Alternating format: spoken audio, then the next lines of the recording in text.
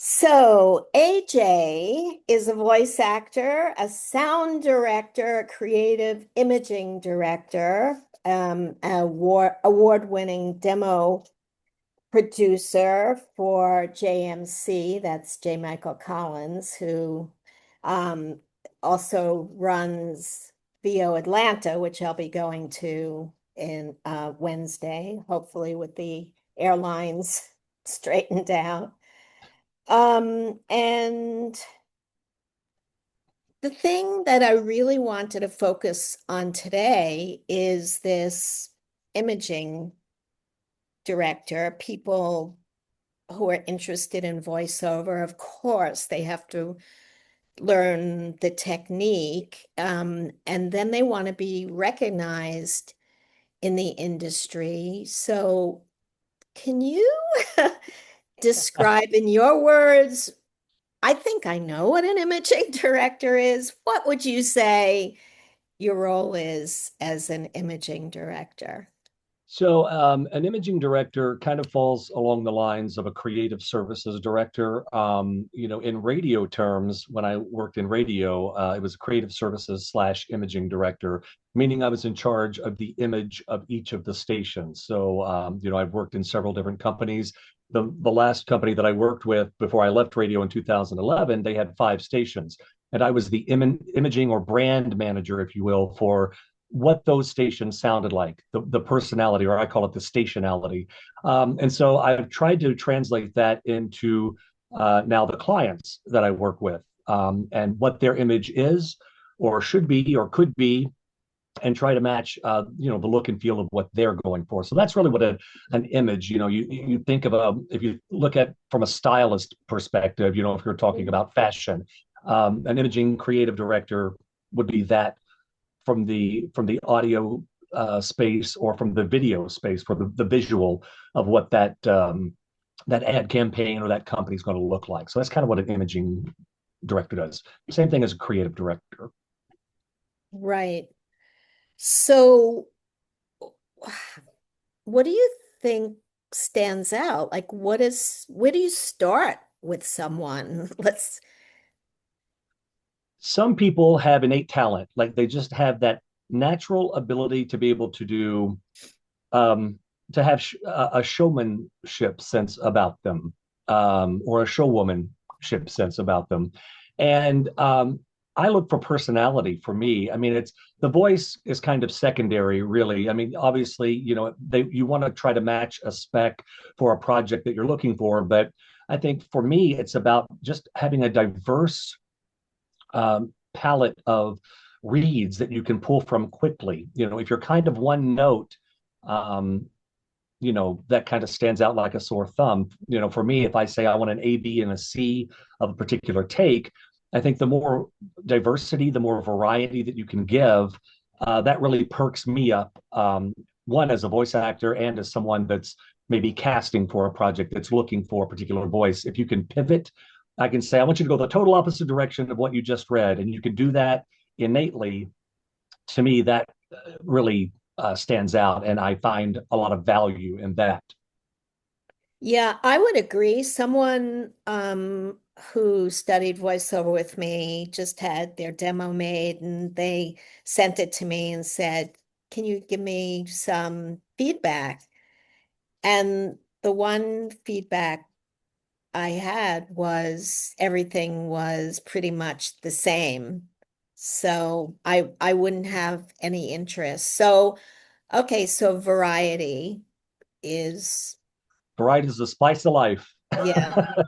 Yeah, you don't want, speaking demo production wise, you don't want to have two styles of read, or any more than two styles. Even if they're similar, they need to be distinctly different. It needs to have if you're going for a deadpan kind of read, there needs to be a spin to that to differentiate the two styles. So for me, if I just hear everything and it all sounds the same, I'm like, well, I don't really know, it doesn't give me a good cross section of what this person can do vocally. So, and very well someone that casts, everything, if you don't hear that diversity and that variety of styles, then it's kind of hard to really put someone or plug something, plug them into various things. And I think you limit yourself as an actor in that sense if you can only kind of do one style of read. So Well, let me be clear, because some people can't, we're not talking about characters. correct, We're correct. talking about at least, Emotions. yes, yeah, perfect. Yeah, Um, so, well, let's go back to the basics. sure. Like when would you say someone's ready to even make a demo? I'm using the demo as the ultimate of the showcase for Right. your yeah. So everyone just, that's why I'm going back to the demos. Absolutely. Because I know that people say to me, well, I want to take your class and I want to make a demo. Well, it doesn't jump so fast. So Yeah. what would you say, um, when is someone ready? I think if you work with a good coach or series of coaches, I mean, I still coach. I'm 37 years now in this crazy thing, and I still coach with people just to make sure that I'm up to speed, and because I want to get out of my own way as someone that produces demos and casts and direct. I feel like maybe I might be out of touch or missing a step somewhere that I'm not seeing. So I work with other people. I Mhm. think that everybody's journey is different. Like for me, because I'm overly neurotic, it took me, I think, 2.5, 3 years before I felt I was ready to do a professional demo, my first professional demo. And that's only because I knew the landscape was so competitive at that point in time. The internet was new, it wasn't a broad open field. I knew that if I didn't bring my A game on every audition, that I was just going to get left in the dust. And that it scared the crap out of me. So I wanted to make sure that I was where I needed to be. Some people pick things up very quickly, others, it takes a little bit longer. But I think if you have a good coach or coaches there to guide you along the way to let you know when you're ready, I think really that's key. I think, to spend to buy a series of 5 coaching sessions or 3 coaching sessions and say at the end I'm going to do a demo. Well, who's to say you're ready? Um, so it takes time, and I think those professionals will give you a good gauge of where you're at. Does that mean you're demo ready for a national agent? Maybe not, but maybe you're demo ready to get local or regional work, to have a representation of where you're at in your process. So it really varies. If you wait until you're demo ready for a national agent, you're going to be waiting a long time.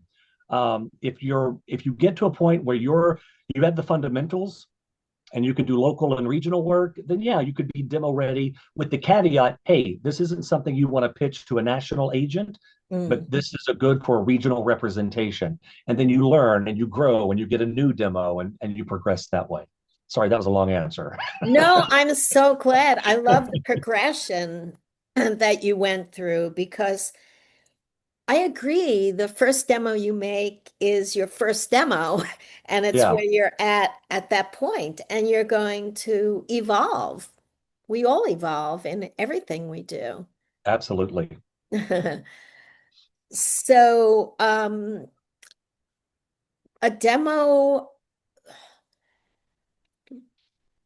So what would you say, like the professional demo, the one, where they're ready for they already have their regional agents and they want to make that jump.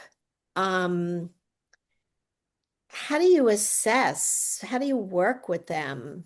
How do you? Yeah, that's the question. How do you? I think that, you know, again, everyone's journey is different. Some people are just astute and pick things up very quickly. I mean, there have been people that I did, at JMC demos, we did early demos for that were just starting, and within a year, we're like, wow, they're. I think it comes with when you get that initial demo and you start booking that local and regional work, and then those nationals start coming your way, and it's by happenstance. And when you start getting some of that bigger work under your belt, that that tells me, and that should tell anyone, that's a working VO, that hey, I'm on my way. Like I've hit a rhythm now, and I think I may be ready to make that progression forward and get into, that bigger work. I think by the time you get to the point where you're fishing around for a national agent, you need to have a diverse tool belt of reads. Improv classes are amazing. I always preach improv because I love it. It really elevated my career on the VO side of things when I started doing more and more improv. You have to just be ready to pivot on a dime, learn some technical skills, because once you get to that national level, every job you book is going to be probably a directed session more times than not. Even the non-union work, it's not oh, we're going to hire you now. We're going to just have you record some takes and send them to us. Everybody wants to do directed sessions with you now. And that to me really differentiates between whether you're at a local regional level or you're at that national big money, big market level. You have to be able to troubleshoot on the fly.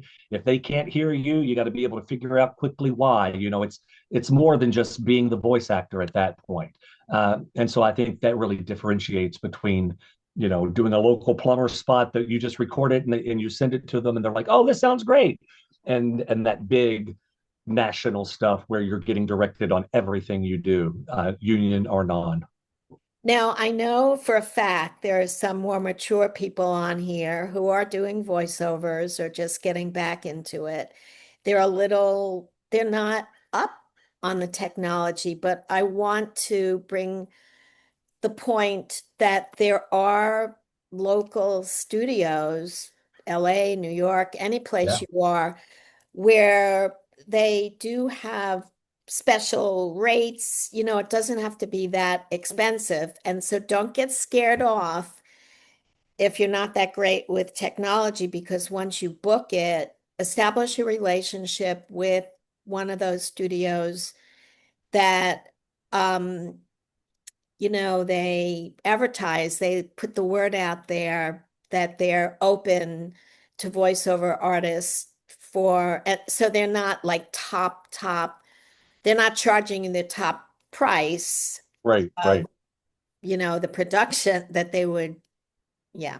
So there are ways that you can still do this and use a professional studio. So you can just concentrate on your voice, and who's ever the engineer in the studio can take care of all that for you. Absolutely. Yeah. Okay. So what haven't I covered that you um oh, I think, yeah, when you are ready, when you feel or your coaches feel you're ready to make that leap into your demo, I think it's very important that you're involved in the process. Absolutely. Any good demo producer is going to get to know you as a talent and include characteristics in the different demo pieces that they write for you that revolve around your personality. If you're a pet lover or if you love sports, they'll find ways to incorporate those things to really showcase not only your vocal talent but your personality in the demo, because it is your calling card at the end of the day. And that's what we try to do at JMC Demos. We always try to incorporate aspects of someone's personality. If you love chocolate, well, you're going to wind up doing a Godiva chocolate spot, or you're going to have something somewhere in those scripts that talk about your love of chocolate. And I think that gives producers and buyers that little, they can learn who you are a little bit quicker, as a talent. So I think be involved in the process, but I do encourage people not to get overly involved where you nitpick everything to pieces, because I do know sometimes, we have clients from all walks of life that they worry about minutia. Well, I don't like the way that piano chord hits at the beginning of that. Can we, we're limited, because we use production libraries and sound effects libraries. We're limited in what we can do. But if your focus is more on the minutia of a harp glisten or whatever, and you're not focused on your reads, then you're losing the bigger picture. I don't care. Like as when I'm casting, I don't care what the if the music sounds like it should belong behind that VO, perfect. If it's way out of place, then yeah, that's another thing. But if we're picking apart a quarter note coming in too early or whatever, you're worried about the wrong thing. You should worry about your vocal performance. That's, let the engineer and the demo producer worry about all of that stuff, and you worry about sounding your absolute best. That's Yeah. another tip I pass along. So when someone comes to you, do you say, well, let me hear some um clips that you've done, and do you give them a list of like what are you what are your passions? What are you interested in? What do you think you're best for? Like, how do you even start with someone? Well, luckily for me, JMC, J Michael does all that heavy lifting. So by the time by the time I get it, I get Oh, the audio track, and then I just kind of start cutting up and oh, I see. piecing things together. But I can tell you that, yeah, he goes, I mean, very in depth. I mean, start to finish. I know that we at the end of the day, we want everybody to be happy, and he does do that background information, and really kind of dives into what makes people tick, and what are their likes, what are their dislikes, and really builds that copy around their personality and about what they enjoy, watching on television as well. Obviously, we have to be mindful on what's trending, what's hot, what's not. If you love The Simpsons, or if you love, classic cartoons that aren't on anymore, well, does that really serve you as a talent to put something like that in there? Probably not. How can we make that work and put a modern spin on it? So all of those factors go into those kind of decisions as well.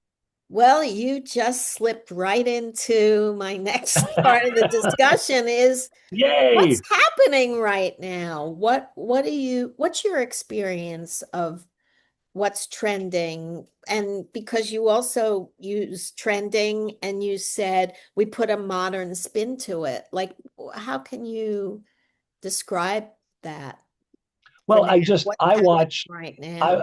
yeah, I watch a lot, believe it or not. I have the TV on over here on the side all the time, and I watch a lot of television, or at least have it on in the background. And I'm one of those people that I don't really watch television for shows. I watch television for commercials and promos and trailers and pre-roll videos on YouTube and other social media. So I'm kind of a weirdo in that aspect. I will tell you what's really trending lately is the big announcer voice is making a return. So it's all about, it's been all about conversational and friendly and warm, and talking to your best friend. Here lately, I'm seeing a lot more specs of people wanting that bigger announcer sound. I'm not saying that's going to be around for a long time. I'm just saying that's something that seems to be on the upward trend as of recent months. So who knows? I mean, everything is cyclical. It all changes so often that it's really difficult to stay on top of it. But that's part of what my job entails. So that's kind of, it kind of comes with the game, I would say.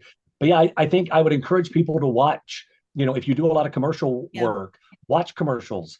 You know, Yeah. listen to commercials on the internet, radio, whatever, and hear what the trends are, and you'll know. But the big announcery sound has made a resurgence here in some recent castings I've seen. All righty.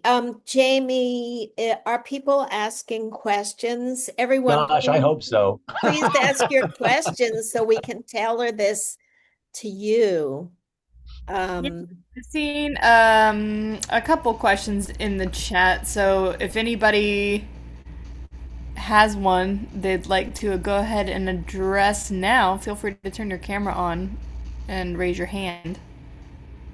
One of the things I think is really important to know if someone's ready is that they're able to take, I'm going to say, quote unquote, hard um, directing to them with switches, and that they can listen and say, okay, and then switch quickly. Yeah, Because I love that you mentioned that, that when they were in the studio, they could be asked we don't know what they're going to ask you. And I know for spots that I've cast, I have some producers that, by the way, everyone, the producer that gets in touch with me for their jobs, they're not the ones that are in the ad agency directing you. They're a liaison and they're putting all the elements together. So the producers, many times from the sessions, will be texting me, oh, we're so happy, so and so, so great. And why they're so great is that they are being directed by hopefully one person, but that one person has three other people sitting with them and saying, have them do this, have them do that. Yeah. Or they're also plugged in or they're Zoom to other layers of clients. And guys, they have to get it in the can. So when they have so many people where there's possible variations of what they want, they'll get that at the recording. So they'll pull you in different directions. So Yeah. the way I can describe it is if you're going to get thrown by certain directing that's a little difficult, meaning, that they're throwing you, they're not being so sweet and nice and holding your hand. I think that's a good indication of whether you're ready or not. What do you think about that? Yeah, and you have to have a really thick skin too. I mean, I always tell clients that I work with, or just people that I've coached in the past. You can't a no doesn't mean no, never, don't contact me again. A no just means you're not right for this particular project. So, we have to get out of our way and out of our feelings about being told no. It's just part of what we do. And so if you're on a session and they say, yeah, we're not really feeling that read, can you go a different direction? You have to be ready to pivot and make that adjustment. And that's really how you're ready for to really step up and go after those big bookings, because sometimes they don't even know what they want. The spec could say we want a fun, energetic young male, with lots of energy, and that's what I give them in the audition. And then I go and see the final product on television or whatever. I hear it, and that's nothing like what they originally presented. So I think that's also goes for your auditions as well. I always tell people, give them what they want in a read, and then you do something that you feel natural or comes natural to you or you think is a good fit. Sometimes, and I learned this from Bob Bergen because I love Bob and he's amazing, I'll take the read that I felt they need and I'll put that up front.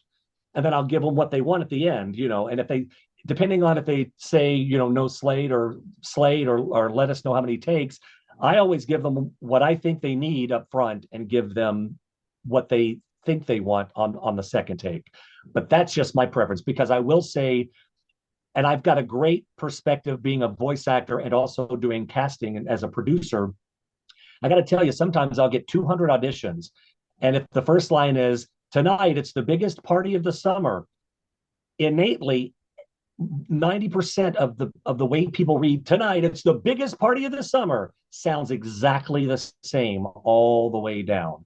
And so I look for something that stands out. And Terry, you can speak to that as well. You hit 10 seconds and literally sometimes it's just the first part you hear, well, okay, there's that, they sound the same. And then you get to one where it just blows you away because it's something totally different than what you've been listening to for the last 2 minutes. And that's what you're drawn to. And then you want to hear more, so find ways to stand out in your auditions and in the booth when you book the project. Because sometimes they'll say, don't go by the spec, just give us what you think. How would you read this? And if you're like, I don't know, well, then you're dead in the water. So you always have to have an A, B, and C in the back of your head for anything. Yeah. Yeah, it's very important, and people who have studied with me know to understand, well, I'm talking about a commercial, not a promo, Right. to understand their sell, the emotional feel of it, and to understand the spot. And I guess it's the same as for a promo too, to understand it. And Yeah, then you can interpret it with your, and this is something I use all the time, with your point of view. Like even absolutely. informational commercials, information, those go, and I easily get 500 um, per roll. Those will go in a little folder of no. And then the ones with the point of view, where it's still informational, but I feel something about, and it comes from a point of view. Yeah, Yeah, you have to be able to those are, connect. You have to find a way to connect with the copy, no matter if you're reading something for, if you don't have diabetes, but you've got an uncle that does, you have to find a way to connect and make it from his or her point of view. And I think that's so important. Yeah, like you said, we're delving out information, but there's nothing that says we can't make it from a human emotive point of view. And we all know somebody that suffers or yeah. has something. So like I don't have hairs. So if I'm talking about wigs, I got an aunt that has that loves wearing wigs. So I gotta channel her somehow, you know. So that's what it is. That's what it's about, acting. Okay, I'm going to get off, and I see there are people who have questions. I love it, and we'll start bringing you up into the room. I'm going to remove myself. Great. So I saw Venus. I saw your hand pop up first, my dear. So let's go ahead and have you come on. I'm going to replace. Yeah. Jay, how are Hello. you? I'm great. How are you? I'm good. You know I love you. AJ did my imaging video, imaging demo, guys, and it's awesome. Go check it out. Anyway, it's probably time for a new one, AJ. So, we, It we might have probably to is. talk. So, you know my imaging history. You know where I've been, yada, yada, yada. And Hold on I'm a not there minute. anymore. And I Hold on need a to be minute. back there. Hold on, Venus. I'm just trying to add you so you're next to um I'm adding, but there you are. Okay. There Okay, it is. cool. That's cool. All right. So, you know my imaging journey. You know where I've been. So I'm not there anymore. How do I get back? It's so hard. I mean, there's this thing on somewhere where you can do bartered whatever, and you they won't take you unless you're imaging 10 stations at the moment. So forget Yeah. about them. How do you get back? Well, you and I talked about this before because I always go over this anytime I coach anybody with radio imaging, especially. I mean, here's my best advice, and this is probably going to be a little controversial with some of my radio brethren from the years. Radio is not the same as it used to be. There are people that are thriving in it and doing well, but for someone that's trying to dip a toe into radio imaging, it's really tough because more and more stations and companies are starting to use the dreaded AI, and they're looking at news and traffic. Is some stations now are using AI generated traffic and news. They're looking at it now for imaging as well. There are even imaging services that offer all the zaps and bells and whistles are starting to use AI generated listener comments and things like that. So it's tough, and I don't have an easy answer other than you know the internet. You can find all of these program directors and station managers and imaging Yeah, directors down that uh, road.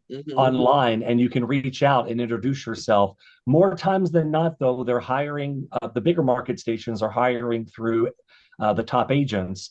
So other than getting on, with the top agent, it's an uphill battle. I mean, there's so many aspects of VO that's just an uphill battle right now. I think if you can get on with one of the big players for commercial or what have you, and work with Atlas or CESD or DPN or whomever, if you can get in and work with those folks in the commercial section of their brand, and then eventually be like, hey, I also do radio imaging. I would like to start receiving some radio imaging copy if that, and work through those channels.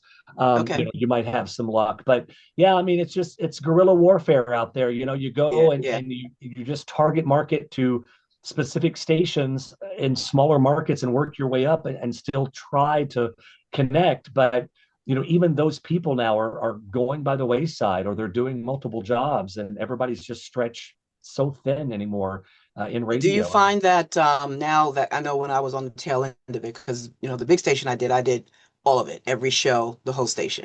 But Right. the little ones, they pick just certain segments, certain shows, Can I, where you're doing it. can So, I just, someone is asking, what is radio imaging?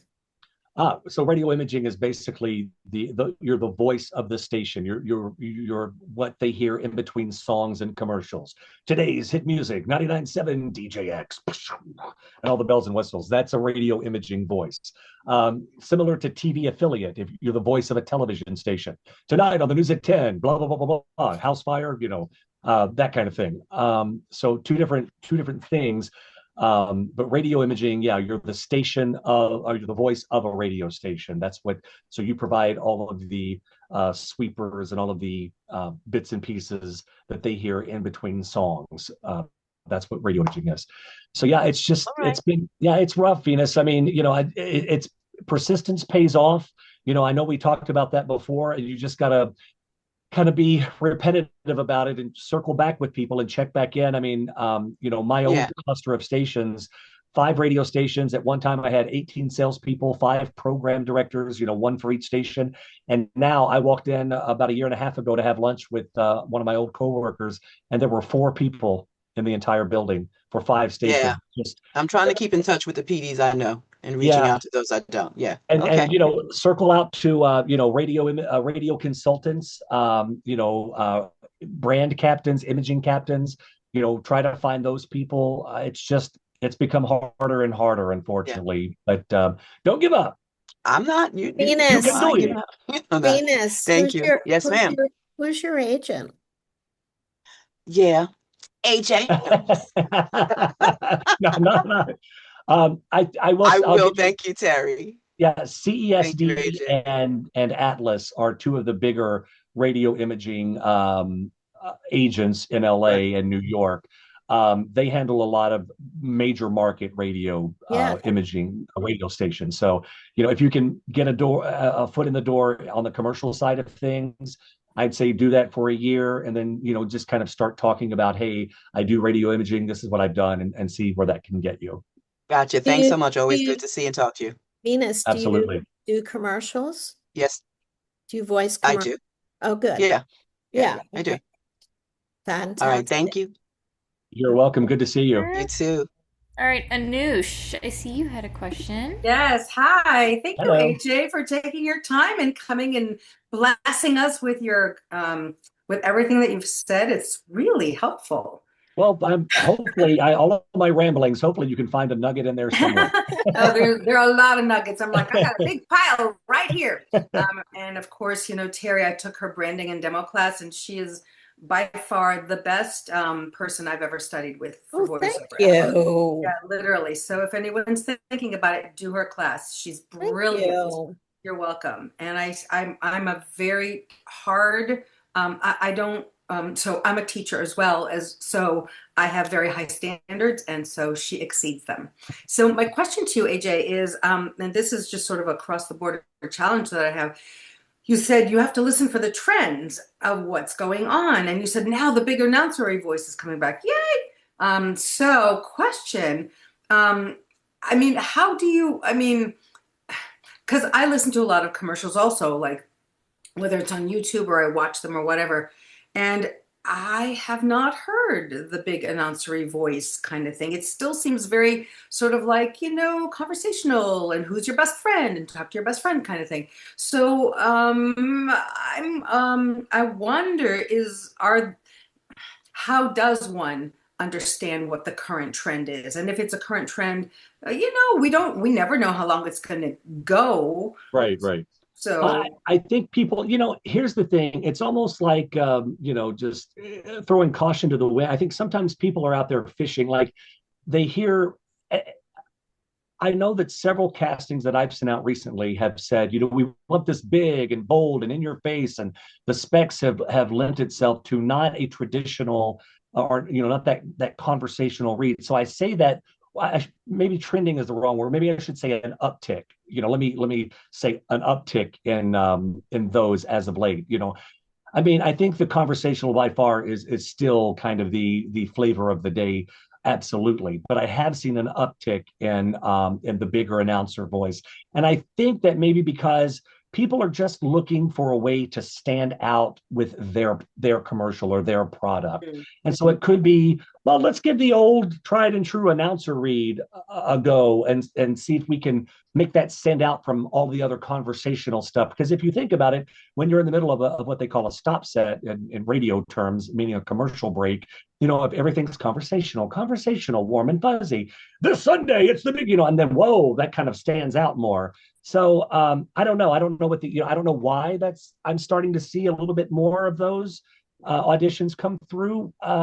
Your guess is as good as mine. It's just something that I've noticed and I've paid attention to, and I've been like, I really like that, just because part of it is like there are all these personalities in the world. Not everybody's conversational about everything. So, right. It's like, could we have not just diversity in how we look, but also how we sound, and what kind of, personalities do we have? And we're not just all milk and toast, kind right. of thing. So, all right. Well, very helpful. Thank you so much. No, you're very welcome. Like I said, and again, a single dude, no kids, no spouse. Like I have a lot of time. I'm in the studio from like 9 till 10 p.m. and 10 to like 2 in the morning. I'm just cycling through media, whether it be, Hulu or YouTube TV or, terrestrial television, radio. I'm just a sponge. And so, I know that not everybody has that kind of time or is that neurotic, but I am. So, yeah. Awesome. And my last question is, I think you'll probably post this or somebody will post it at the end. I'd love to know more about JMC Studios and demos, that whole thing. And absolutely. Just to kind of gather information and all that. So, yeah. Absolutely. Thank you. Jamie, you're very welcome. Jamie is posting that. It will be in the chat. Yes. And I'm going to bring the next person up, but AJ, are you able to just give us like the briefest example of what the announcery read sounds like in contrast to? Well, it's that, it's just that big, bold, I mean, for men and women, obviously it's a different sound, but, it's like, think of just the old school announcer that it's just that big. I'm trying to think of like Jack Link's jerky. Go look up anything for like Jack Link's jerky or who else am I thinking? There was an audition I sent out recently for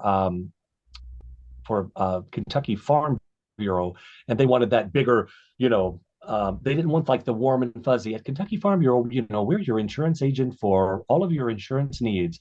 It was like, it's that big, at Kentucky Farm Bureau, we have, we have life, we have health, we have car, we have home. They wanted that big, vibrant, that had the oomph in the voice. It doesn't sound conversational. Nobody goes through the drive-through and says, yes, I'd like a number 2 with a Diet Coke. And, so, I do. So that's. I'm sorry. My brain is just frayed at the moment. But yeah, like Jack Link's jerky, those big, old school,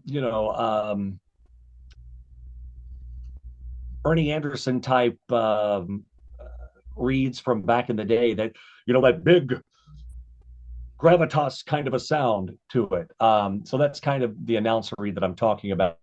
But they still they want it. It's weird because they want it grounded to an extent, but they, how directions sometimes come. We want it grounded, but we want it big and bold and announcery and gravitas, but sound like a human. I'm like, what? Okay. Yeah. So I don't know if that answers the question or not, but that's great. Thank you. Yeah, I guess my question, but I did take your classes, Terry, with Nick, and so helpful, man. I mean, the colors and all the things that you do, the breakdowns that you do. Yeah. Very, very helpful. I mean, I come from theater and film and television background, so those techniques are different, than when they're voiceover. But anyway, since I have that in place, my question is just, what's your best approach with agents, and how that works on the voiceover end of things. Well, that's it's a great question. I mean, it really does depend on, are you what they're looking for in that moment? You know, I, it, man, let me see if I can say this elegant. I'm failing miserably at the moment. Mhm.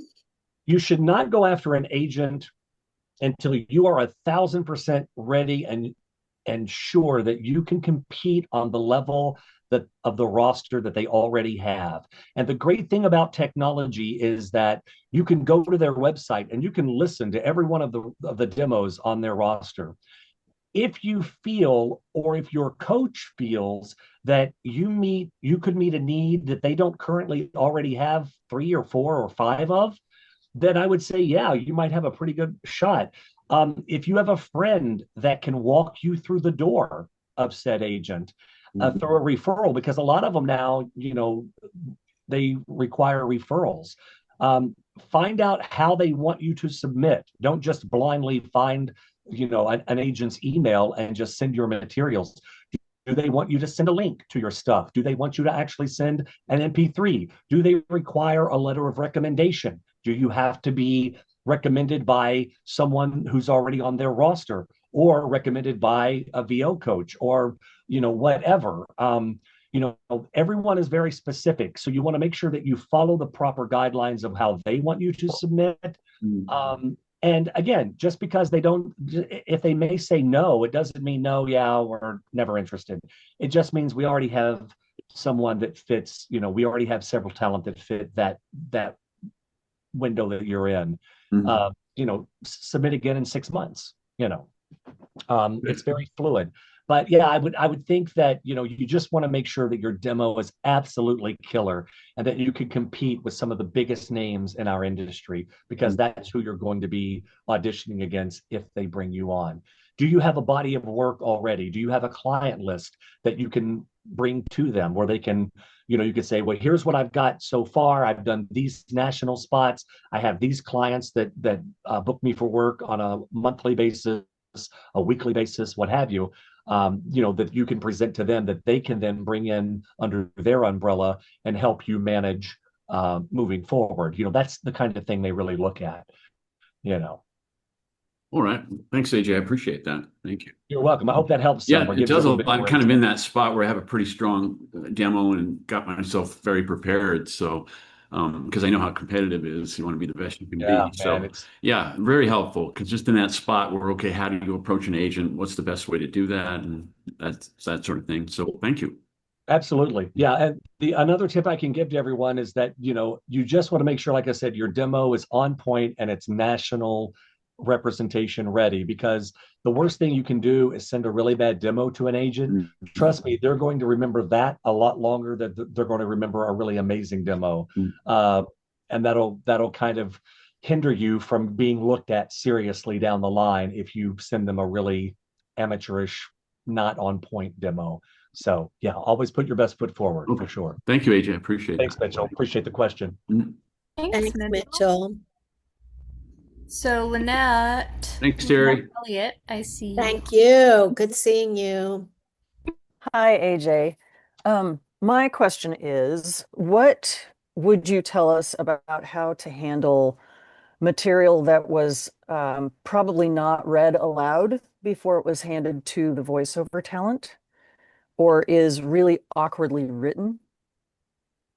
As far as like demo production, or No. As far as, say, I've read for an audition, I've gotten hired, I receive the script and it's really poorly written. Like somebody obviously didn't say these words out loud before they gave it to voiceover talent. Kind of bad. Great question. Read it how they wrote it and let them correct the mistakes on their end. Okay. Now, are you talking about in a directed session or a recorded session? Either. I've had both.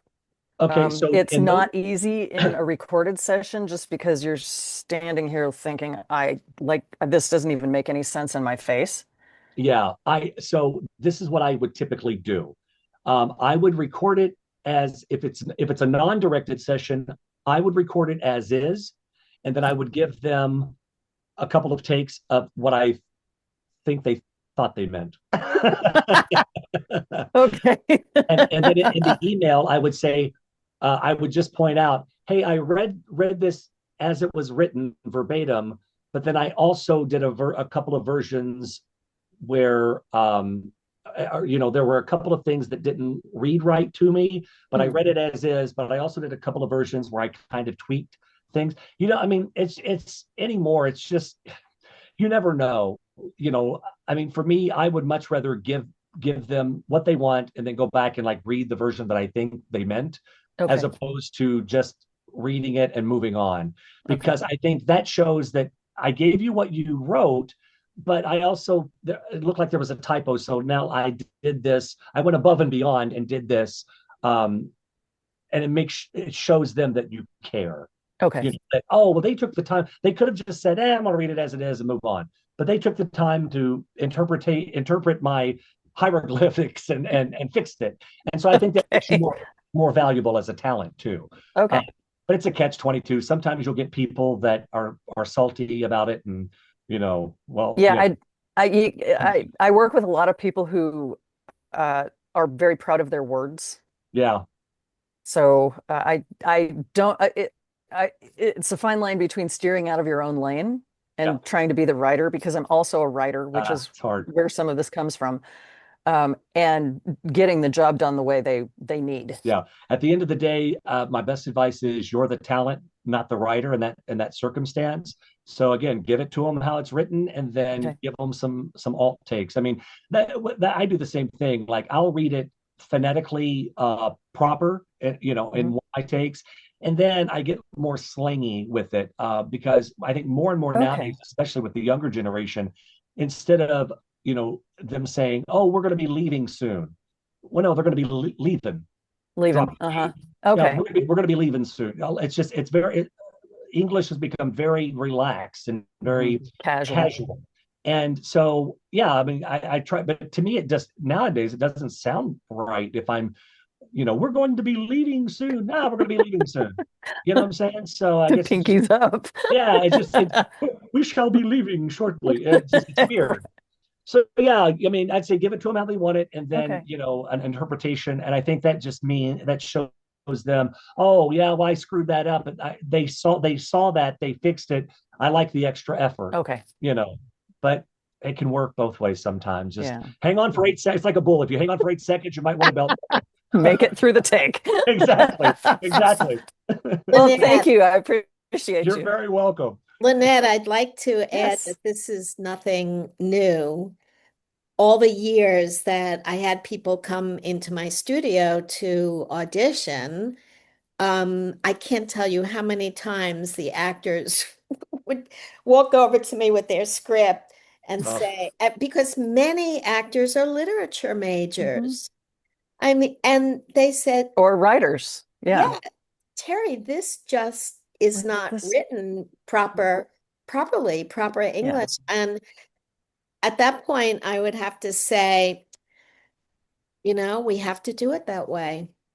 I mean, sometimes there definitely is something wrong. And when there's a casting director involved, then I will go to my producer and say, I think there's a typo here. Did they really mean this? Okay. And but when there's no casting director involved, but as far as proper English literature, there's many errors. This is gray areas. Thank goodness I barely passed English in high school. So I wasn't jaded one way or the other. But yeah, I mean, and even in a directed session, read it as is, and then let somebody speak up and be like, did you say? And then it's like, oh yeah, it says here, whatever, and just let them catch their mistake. Yeah, but just Sometimes they read it don't as realize it.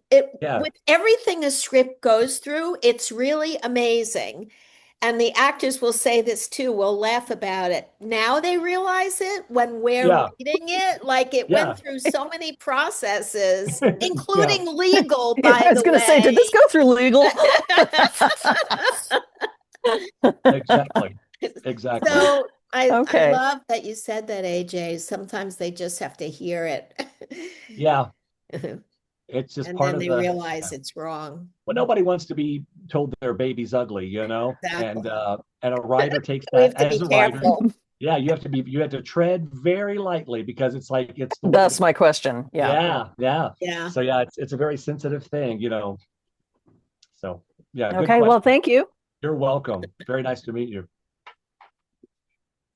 Cool. Thanks, Lynette. Merrick, I saw you were next, so I will bring you up. Thank you, Jamie. AJ, nice to meet you. I love Hi, your hair. Merrick. How are Love you? your haircut. Yes, absolutely. Letting my bangs grow out a little bit today. And my head is not this red. I have to get a new camera. No, uh, going on what Mitch said, I'm also from San Francisco, by the way. With the demo, you have to have the best demo that you can have. But how is the memory of people that listen to them? If you're coming back with like a new one, like, oh, I've heard this person before, I don't like them.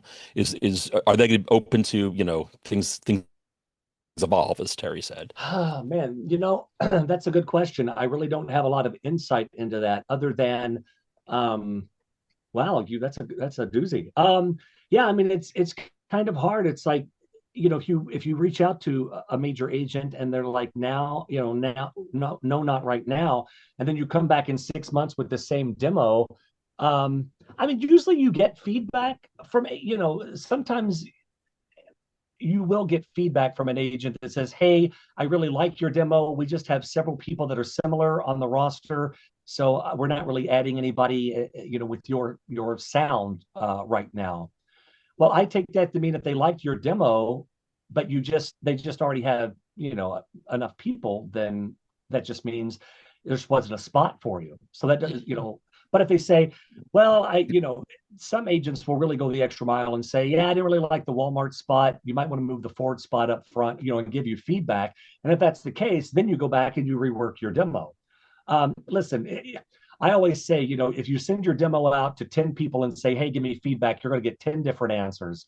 At some point, you have to trust people that work in the industry, and not send it to, your cousin Joe and your friend, that you play pool with. I mean, you get feedback from where it matters most. Okay. But yeah, that's a really good question. I would think that 6 months in, your demo is still going to be fresh enough to, if they said they enjoyed your sound, they liked your demo, but there just wasn't a spot, then I would just resubmit in 6 to 8 months. If they said, yeah, I didn't like this spot, I didn't like this spot, or whatever, then you're like, okay, well, maybe I need to rework these pieces of it. Right. And sometimes you're not going to get any feedback at all. So then you just have to put them on your spreadsheet in the reach back out in 6 months and give it another go. And then maybe that time they'll be like, yeah, we didn't like your demo, leave us alone, or get a new demo or whatever. But I know a lot of agents sometimes will give you constructive criticism or feedback, and let you know what to change. And that's just unfortunate if you don't hear back at all. I mean, as an actor as well, it's like sometimes you just don't hear anything. You're They're like, busy. Yeah. well, there went that. Obviously, that's a no-go. You just don't want to blow them up, and you send it to them, give them a week or two, and then circle back. And then if you don't hear after that, wait 6 months. I mean, everybody's just moving at 1,000 miles an hour anymore, and just time is so precious. Of course, you don't want to be known as a pest either. Yeah, and yeah, that's the thing. You don't want to be known as somebody's like, God, this person just will not get the hint. You don't want to be that person either. So another. Oh, go ahead. no, I was gonna say, I know that's kind of a non-answer for you, but hopefully that gives No. That's great. I know, Derek, you have another question, right? Yeah. And then we only have time for two more questions after Merrick's question, because AJ has work he has to do and he has to jump off. Yeah. Okay. So go Okay. ahead, Eric. You know what? I'll let other people Oh, have a go ahead. chance, but no. Okay. Well, this is we're talking more about commercials and imaging and all that. And Terry hasn't dealt with this specifically in her classes, but has referred on. But audiobooks, just what's the state of the industry in audiobooks right now? So for me, I don't really play in audiobooks, so I don't really have an Okay. answer for you there. I'm one of those people that I have a very short attention span, so I stick to the broadcast, more of the broadcast stuff. I mean, we do corporate narration and explainer and that kind of stuff as Yeah. well. But yeah, like audiobooks, oh my goodness, I have so much respect for the folks that do those. Scott Brick is an amazing audiobook reader and teacher, and he and I are great friends. And I tell him all the time, I'm like, you have the patience of a saint. I'm like, squirrel, I'm off over here in left It's a field. whole nother Yeah. beast. Yeah, Yeah. so I can't speak on audiobooks because I Yeah. don't Yeah. cast those Gotcha. or audition for them. So sorry I couldn't help you You there. can email me also. I have a reference for you. Okay, and I have an email coming to you anyway. I just wanted to also say anyone who has not happens to be or not is not taking Terry's classes. I've done 3 classes and like a dozen privates or private sessions, and she's the best. And I've taken classes all throughout the years. Highly recommend her. Just You. awesome. And I do some DJing, and what she's taught me is helps tremendously. So Very thank you, nice. Terry. Thanks, Look out for my email. Thank you, AJ. Absolutely. Thank you. Thanks, Merrick. All right, so Cindy Burns, you've been waiting so patiently, my dear. Have you come up? Oh, my question was way in the beginning. And it was basically if you don't have a demo yet, I know I'm not demo ready, I need more coaching. Are clips, if you have a website, are they even valid to consider for auditions or anything like that? Well, I mean, I would think so. Here's the thing. We all have to start somewhere. And I think that if you have some work that you've booked, um, and if you can get a copy of that and put that up, again, get permission, always get permission from the end user to, before posting anything like that. But I think that, if people are going to go to your website, the first thing they're going to do is try to find what you sound like. So you have to have something. So I would think if you have booked some work, if you can get the finished product from the client and they're okay with you putting it on your website, that's a place to start. I mean, again, how are you going? I've always said you can't get work unless you've gotten work, and people want to hear what you sound like. If you aren't at a place where you can get work, or you haven't had your first job yet, Correct. if you are going to put audio samples, I would make sure to write original scripts and not use stuff that has been on television or radio or on social media. Because if you don't sound, well, number one, if you're not up to par with the person that actually did the job, then that's not going to do you any favors. If you use a script verbatim, well, that's copyright infringement, and they can come Correct. after you for that. So you can pick a product, you can pick national name brand of products, and write your own script. It's a demo. That's what a demo is. It doesn't mean, um, that you actually worked for Ford. It's a demo of what you would sound like reading for Ford, And I encourage people too on demos, go do a demo that showcases the work you want, not the work that you already booked. If you're wanting to go in, I mean, Sure. it's a fine line. Include what you're good at, obviously showcase your talents, but also include a piece or two about maybe a direction you want to go within your reads that you haven't been able to book yet, or maybe you have a new style or a new a new nuance of a read that you've been working on and you want to showcase it. Feature that, and showcase the work you want to be doing and not the work you already book. We all, Okay. and that's as you evolve as a talent. So I guess at that point you have nothing to lose yeah, by doing that, by moving forward. but we all start somewhere. And my encouragement to you would be, put up a couple of samples, coach a lot, get ramped up to where you need to be, and then replace those samples as soon as you can with a nice demo that will at least get you some legs and get you off and running. Okay, I have to get back to another one of Terry's classes too. Thank you very much. We appreciate this. Thank Absolutely, you. you're very welcome. Also, Cindy, your on camera now, casting networks, people are putting not the type of voiceovers that I cast, but they'll put voiceover breakdowns on there. So if you have a clip on your profile, we'll tend to click on that to listen to it. Oh, okay. So it's valuable to put those on your casting networks profile. Thank you. I appreciate You that. know, to start. Okay, we have one more, Jamie. Looks like Yes. Sylvia. Yep. I thought I wasn't going to get to ask my question. Hi, AJ. Hi, Sylvia. Terry. What I wanted to talk about or ask is I'm bilingual. I speak fluent Spanish and English, of course. How do you see, or I guess my question is how do I get to market myself even more? I know there are a lot of people that are bilingual, not only in Spanish and English, but in other languages. How do I get myself in the door and differentiate myself from other bilingual VO actors? Neutral Spanish, or because I know that there are different neutral. Yeah, Mexico City. Okay, because I know that there, are different dialects and different Right, nuances of Spanish. right. How long have you been working VO? About 7 years. You Yeah. guys listen, I see castings all the time. I love the Spanish language. It's such a beautiful language. I took 2 years of it in high school, and I can say basic phrases like "Where's the bathroom?" Like I wish that I knew Spanish better than I do because I love love love Spanish.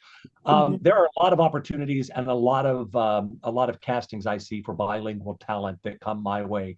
I have you reached out to some of the bigger agencies or I have, and I have my demos. I have English and Spanish, and it just seems like, I don't know. I just, I need a new agent. I have a commercial agent. I just want to, get my foot in the door again. yeah, you want to bring do you have a Spanglish version of that demo where you combine both the English and the Spanish? Actually, on my English demo, I have a Spanglish where I say stuff in Spanish and then finish in English. Okay. Can do a Spanglish. I was gonna say, I mean, I would almost just because you have two, I would almost make a hybrid of the two and Oh, do something like that, or have someone help you with that. I'm always looking for international talent. I have French and German and Vietnamese and Spanish, and so why don't you reach out to me directly? I'd love to just take a listen to what you have and see maybe how I can help you progress on. I mean, 7 years in, yeah, I'm really surprised you don't have a bigger agent. That's interesting. yeah, yeah. Okay, I Yeah, will. I'm Yeah, happy thank you to so give a much. list. I mean, everybody I think is going to get my email address, and This so is perfect. It's a perfect way to end. I popped in to say, AJ did mention that he casts and he has a roster, and people ask him for advice. So, Jamie, do you want to put, if it's not in there already, how people can send information to AJ? Yes, I already shared all of that info in the chat for everybody, so everyone can follow up with AJ after this to submit to that. Absolutely. And I'd say, I'm happy to, obviously I'm kind of limited on, how often and how many times I can listen to demos, but if you would like to send me a link to your demos instead of the actual MP3s, I'd prefer just a link to your website or a link to a Dropbox or a Google Drive or something where I can go and just play them, remotely. I'm happy to listen as I have time and to give you feedback, if you're interested in that. AJ, this has been so great, so full of information. Thank you Yay, so I didn't much screw for it up. fitting us in. This Thank was you, great. thank you, I thank love what you. I do. You guys brought some awesome questions. Terry, it was an absolute honor. I know we pass each other all the time at VO Atlanta, but I this was know, and great. now you're not going to be there. I know, but this was great spending some quality time with you as well. Jamie, thank you for all of your help. When you're This in was awesome. LA, let me know. Jeff I Howell is will. one of my really good friends. Well, we'll have to have a night out on the town. Yeah. That'll be great. Thank you Thank guys so much. you I appreciate all the so great questions. much. Thank you.